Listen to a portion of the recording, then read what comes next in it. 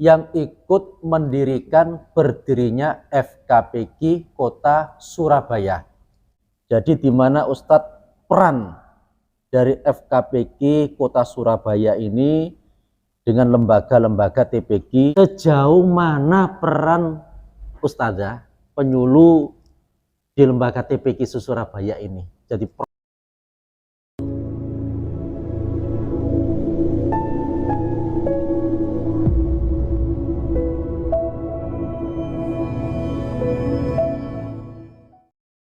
Assalamualaikum warahmatullahi wabarakatuh. Bismillah, alhamdulillah, la hawla wa la quwata illa billah. Sahabat Qur'ani yang dimuliakan oleh Allah Subhanahu wa Ta'ala, alhamdulillah pada malam hari ini kita masih diberikan kesehatan oleh Allah Subhanahu wa Ta'ala.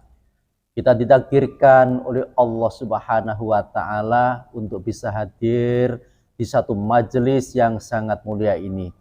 Sahabat Qur'ani yang dimuliakan oleh Allah Subhanahu wa Ta'ala, pada malam hari ini kita akan melaksanakan bincang santai yang berkenaan dengan perkembangan lembaga pendidikan Al-Quran di Kota Surabaya.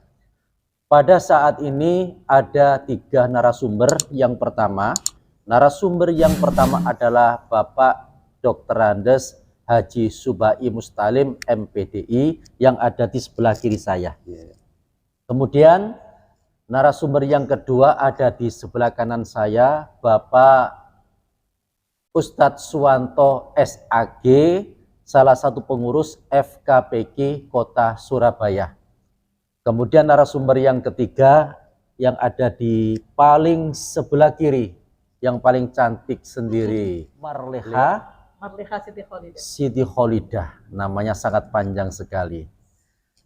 Sahabat Qur'ani yang dimuliakan oleh Allah Subhanahu wa Ta'ala, saya akan berbincang dulu dengan narasumber yang pertama, yaitu Dr. Andes Bapak Subai Mustalim. Beliau ini adalah merupakan praktisi, saksi sejarah. Beliau ini juga termasuk penyuluh senior, di mana beliau ini termasuk tokoh sebagai tonggak sejarah yang ikut mendirikan berdirinya FKPG Kota Surabaya. Jadi beliau ini pada tahun 2000 ini sudah berkiprah bagaimana upaya beliau untuk mendirikan lembaga TPG di tingkat Surabaya. Nah, di sini mungkin Ustadz bisa menjelaskan sejarahnya seperti apa lembaga FKPG Kota Surabaya ini. Monggo Ustadz. Terima kasih Ustadz Zainul yang telah menyapa kita semua. Langsung saja, tadi disebutkan bahwa FKPG Kota Surabaya itu sudah berdiri lama. Dan ada yang tentunya ada yang mendesain, ada yang membedani tentang lahirnya FKPG itu. Pada podcast atau pada podcast yang lalu kita sudah bincang santai seperti ini dan sudah banyak yang dipirsani oleh sahabat Qur'ani. Telah kita membahas tentang sejarah berdirinya. Pada episode yang lalu sejarah berdirinya FKPG tingkat kota, sekali lagi tingkat kota Surabaya sudah kita bincang. Yang jelas bahwa keberadaan FKPG di Kota Surabaya itu ketika berdiri tahun 2013 itu atas inisiasi, ya tentu karena tugas kita pada waktu itu sebagai kasih PD Pontren, ya, ini kasih pendidikan dinia dan pondok pesantren di Kota Surabaya, itu merasa bahwa atau merasakan bagaimana perkembangan TPG di Surabaya itu semakin bagus pada waktu itu, maka perlu ada suatu wadah di mana wadah itu nanti akan menjadi tempat bertemunya para ustadzah, kemudian mengembangkan bareng tentang TPA atau TPG di Kota Surabaya itu. Nah, disitulah kemudian kita memulai mendirikan itu atas amanat tugas, ya, sebagai tugasnya PD Pontren pada waktu itu, terbentuklah FKPG tingkat Kota Surabaya. Sedikit saya ulang ini. Nah, setelah terbentuk dari FKPG Kota Surabaya, kemudian pada berikutnya pengurus FKPG Kota Surabaya berkolaborasi, difasilitasi oleh penyuluh-penyuluh kita yang ada di kecamatan, kemudian bersama-sama membentuk sebuah lembaga, yakni FKPG di tingkat kecamatan. Nah, disitulah ada satu benang merah bahwa ada sebuah kerjasama yang bagus antara penyuluh agama yang tersebar di seluruh kecamatan di Kota Surabaya, yakni 31 kecamatan tentunya, yang masing-masing ada penyuluhnya. Nah, disitulah kemudian melakukan sebuah kerjasama yang baik untuk mendirikan sebuah lembaga FKPG di tingkat kecamatan. Tentu bukan hanya mengurus lembaga FKPG-nya ya sebagai fasilitator untuk perkembangan TPG, tetapi juga banyak penyuluh yang langsung terlibat dengan pembentukan TPG, bahkan ada menjadi ustadz di TPG, ya, karena penyuluh juga sebagai salah satu dari objek penyuluhan itu adalah pendidikan Al-Quran. Jadi boleh penyuluh itu juga mengajar di TPG ya, sebagai salah satu bidang penyuluhannya. Nah, disitulah kemudian semakin dekat antara penyuluh dengan FKPG, penyuluh dengan TPG, bahkan mengawal lebih jauh. Nah, untuk yang di kecamatan ini yang lebih tahu adalah penyuluh-penyuluh yang terlibat langsung, yang bergaul sehari-harinya dengan FKPG di tingkat kecamatan, TPG di tingkat kecamatan, itu adalah penyuluh fungsional Kementerian Agama yang menyebar di seluruh kecamatan di Kota Surabaya dari 31 itu. Jadi nah, itu kan nanti perkembangannya sangat pesat sekali ya Ustadz ya.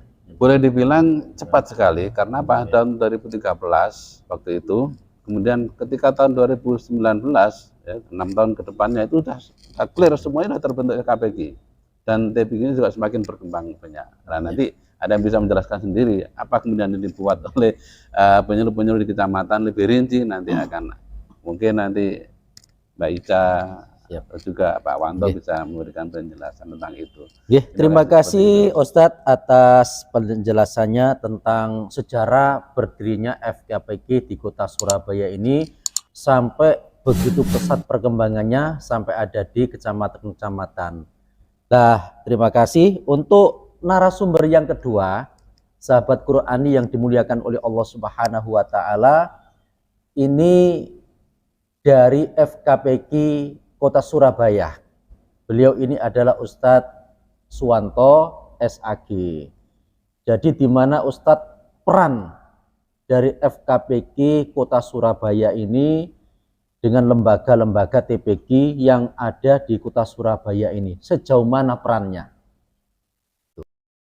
Assalamualaikum warahmatullahi wabarakatuh. Waalaikumsalam warahmatullahi wabarakatuh. Terima kasih atas waktu yang berikan kepada saya mewakili pengurus FKPG Kota Surabaya. Kebetulan saya wakil ketua FKPG Indonesia Kota Surabaya, bahwa saya masih ingat waktu itu diundang sama beliau ini, Abbas Subai, selaku Kasih Pontren Kemenak Kota Surabaya, dalam rangka membentuk FKPG Surabaya yang tujuannya adalah mensinergitaskan agar ada kerjasama antara TPG di wilayah Kota Surabaya, utamanya di kecamatan-kecamatan, di 31 kecamatan, dan juga sinergitas antara teman-teman FKPG dengan penyuluh agama Islam Kota Surabaya.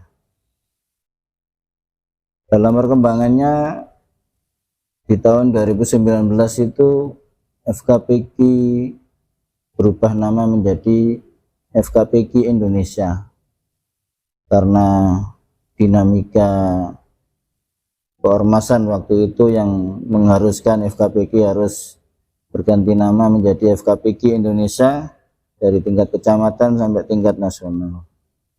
Tentang sinergitas dengan penyuluh, saya mewakili pengurus FKPG mengucapkan banyak terima kasih kepada semua penyuluh agama Islam di Kota Surabaya yang bertempat di 31 kecamatan, karena beliau-beliau inilah pembina, termasuk pembina kita FKPG secara struktural, yang banyak memberikan fasilitas kepada FKPG dalam rangka membentuk FKPK di wilayah kecamatan, istilahnya di pengurus anak cabang. Jadi kalau di tingkat kota itu pengurus cabang, kalau di kecamatan pengurus anak cabang. Dalam dinamika pembentukan FKPK di PAC di tingkat kecamatan memang banyak cerita dan banyak sejarah, Pak. Iya. Jadi ya kebetulan kalau saya ini memang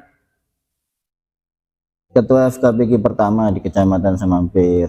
Tapi ada beberapa FKPK di kecamatan lain itu yang memang dibentuk atau dikumpulkan oleh teman-teman penyuluh yang ada di kecamatan masing-masing.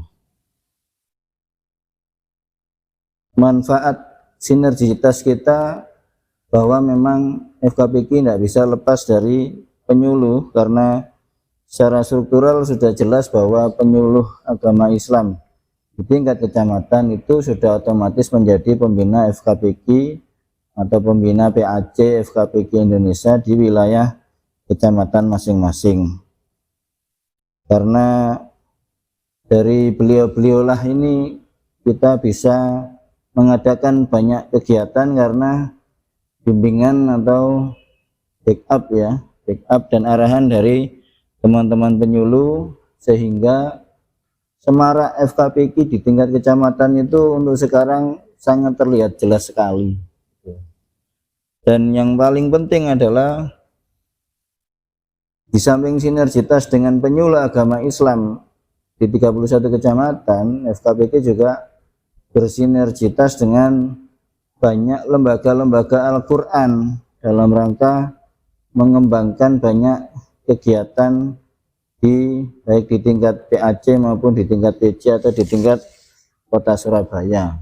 Dari sinergitas itulah maka banyak sekali kegiatan-kegiatan FKPK Indonesia baik di tingkat kecamatan maupun di tingkat kota, yang intinya adalah mensiarkan Al-Quran, menyemarakkan Kota Surabaya dengan Al-Quran, dan yang paling penting adalah terikatnya tali silaturahim antara TPK yang satu dengan TPK yang lain, antara PAC yang satu dengan PAC yang lain, dan juga antara FKPK Indonesia dengan penyuluh agama Islam Kota Surabaya.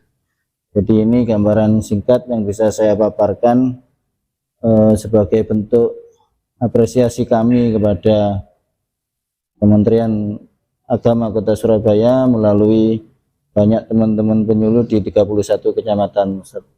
Oke, terima kasih Ustadz Swanto atas paparannya tentang sinergitas antara FKPK Kota Surabaya dengan penyuluh, juga dengan lembaga-lembaga TPK yang ada di Kota Surabaya ini.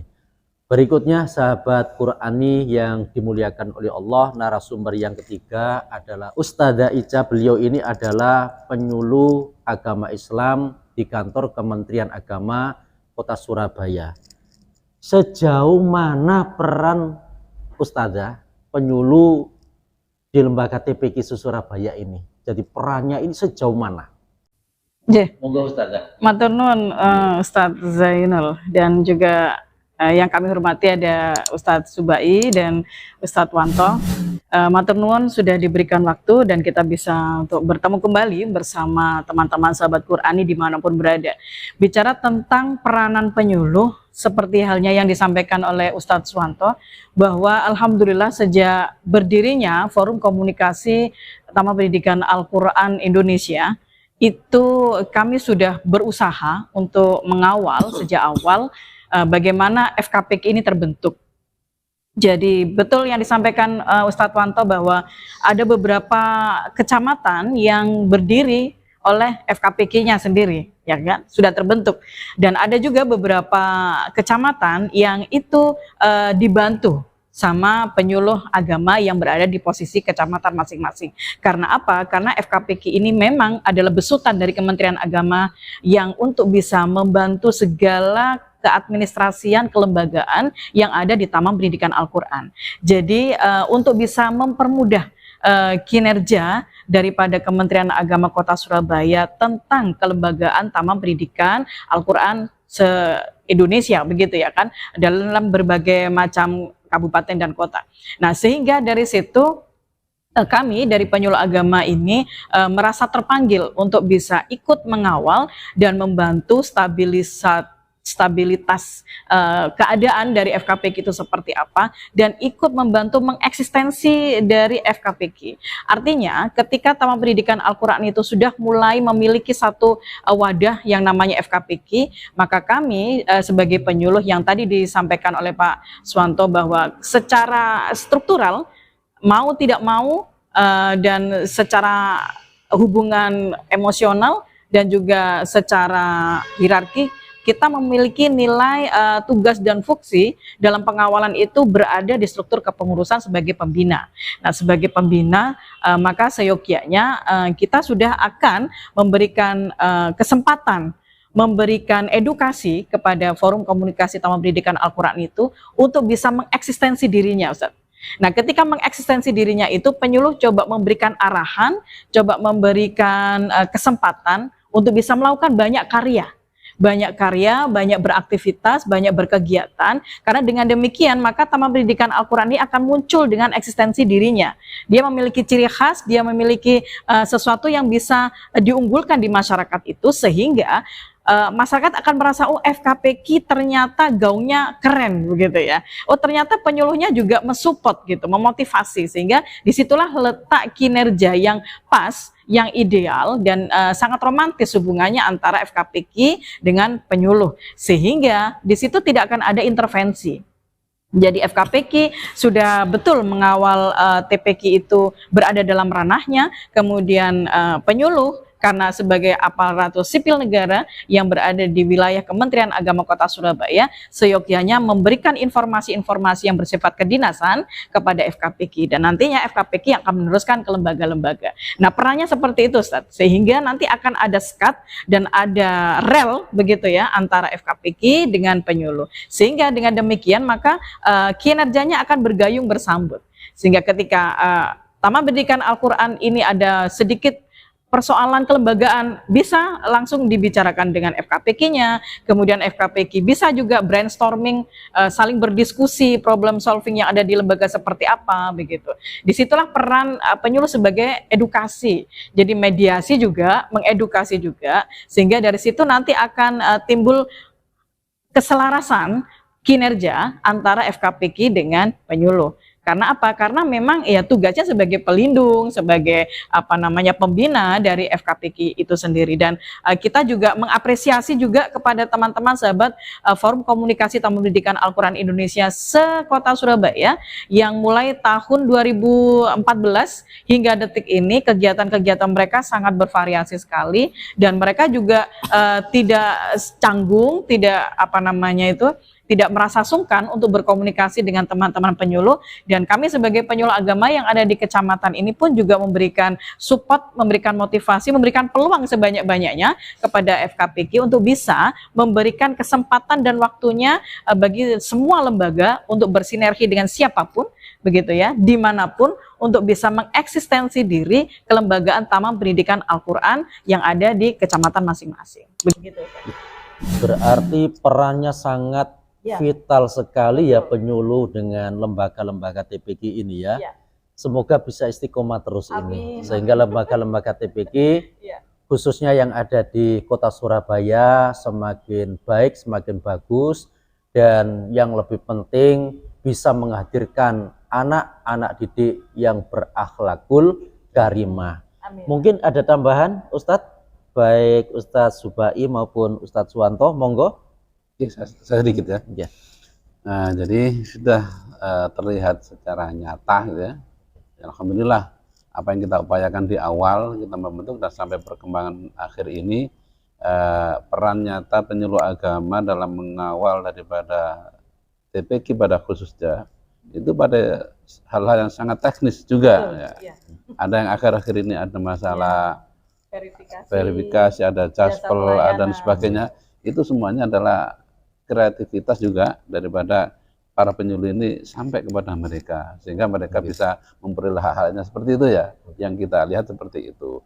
Itulah peran penting penyuluh dengan TPQ. Nah, dengan FKPQ nggak ada sak lagi, nggak ada keraguan lagi. Tadi sudah disampaikan oleh Ustaz Ica seperti itu. Saya kira cukup. Monggo Ustadz Suwanto ada tambahan? Saya sih harapannya antara penyuluh dan FKPQ itu sudah tidak ada sekat lah.